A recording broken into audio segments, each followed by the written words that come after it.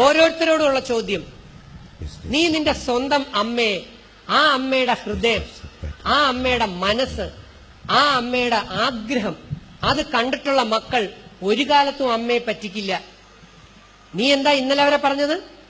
എന്റെ അമ്മ എന്നെ അടിച്ചു, അതുകൊണ്ടാണ് ഞാൻ അവന്റെ കൂടെ ഒളിച്ചോടിയത്. എന്റെ അമ്മ എന്നെ ചീത്ത വിളിച്ചു, അല്ലെങ്കിൽ വഴക്ക് പറഞ്ഞു, അതുകൊണ്ടാണ് ഞാൻ അവിടെ നിർത്ത് ചാടിയത്. നീ നിന്റെ അമ്മയോട് പോയി പറ നിന്നെ 4 തല്ല് തല്ലാൻ. അമ്മയ്ക്ക് നിന്നെ അല്ലാതെ പിന്നെ ആരെടി ചീത്ത വിളിക്കാനുള്ളത്? അയൽവക്കത്തെ പെമ്പിള്ളരെ വിളിച്ച് ചീത്ത വിളിക്കാൻ പറ്റുമോ? നിന്റെ അമ്മയുടെ എല്ലാമാണ് നീ.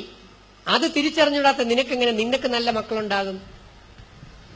നിന്റെ അമ്മ നിന്നെ 1 വയസ്സിൽ എങ്ങനെയാണ് നോക്കിയെന്നറിയാമോ?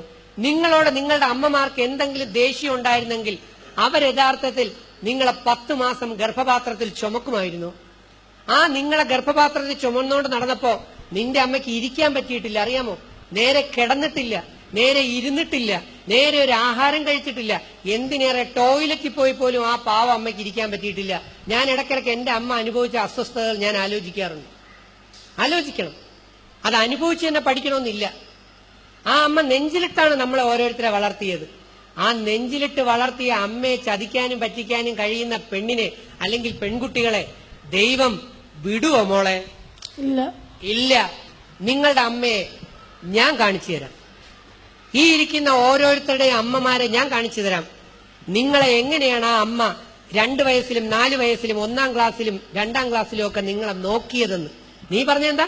നിന്റെ അമ്മയ്ക്ക് നിന്നോട് സ്നേഹമില്ല എന്നല്ലേ? ഇതല്ലേ നിങ്ങൾ കൂട്ടുകാരികളോട് പറയുന്നത്? എന്റെ അമ്മയ്ക്ക് എന്നോട് സ്നേഹമില്ല ചേട്ടാ. പക്ഷെ കൂടെ ഇരിക്കുന്ന അമ്മമാരോടും അച്ഛന്മാരോടും എന്റെ അപേക്ഷ, നിങ്ങൾക്കും ഓരോ അമ്മമാരുണ്ടായിരുന്നു, നിങ്ങൾക്കും ഓരോ അമ്മമാരുണ്ട്. ആ അമ്മമാരും ഇപ്പൊ ജീവിച്ചിരിപ്പുണ്ടെങ്കിൽ, ഇല്ലെങ്കിൽ നിങ്ങളെ ശപിച്ചുകൊണ്ടാണ് മരിച്ചു പോയിട്ടുള്ളതെങ്കിൽ, ഒരമ്മയുടെ ശാപം ഒരു വീടിന്റെ അടിത്തറയിളക്കും. മറക്കണ്ട എന്റെ സഹോദരങ്ങളെ. നിങ്ങൾ ഏത് പാർട്ടിയായാലും ഏത് മതമായാലും എനിക്കൊന്നുമില്ല. പക്ഷെ ഞാൻ വേദങ്ങളിലെ വചനങ്ങൾ ശക്തമാക്കി ശാസിക്കുന്നു, പറയുന്നു. നിങ്ങൾക്ക് സ്വന്തം അമ്മമാരുണ്ടെങ്കിൽ ഇരിക്കുന്ന സഹോദരങ്ങളോടുള്ള എന്റെ അപേക്ഷ, ആ അമ്മമാരുടെ അടുത്ത് ഓടിയെത്താൻ ശ്രമിക്കണം. മക്കൾക്കത് കാണിച്ചു കൊടുക്കണം.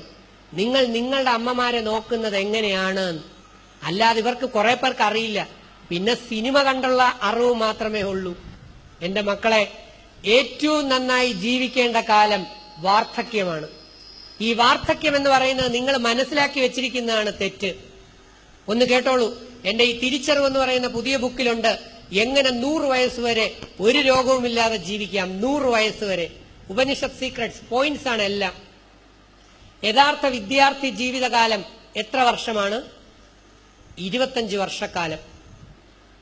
പക്ഷെ പഠിക്കാൻ നിങ്ങൾ തയ്യാറാകുന്നില്ല. നിങ്ങളുടെ ടീച്ചറിനോട് ചോദിച്ചു നോക്കൂ. 25 വയസ്സുള്ള കുട്ടി MSc, MPhil, PhD എടുത്തിരിക്കും. അവൾ 26-ാമത്തെ വയസ്സിൽ 25-ൽ കോളേജ് ലെക്ചററായിട്ട് കയറിയിരിക്കും. UGC ശമ്പളം മാസം 1 ലക്ഷം വെച്ച് വാങ്ങിച്ചിരിക്കും. 50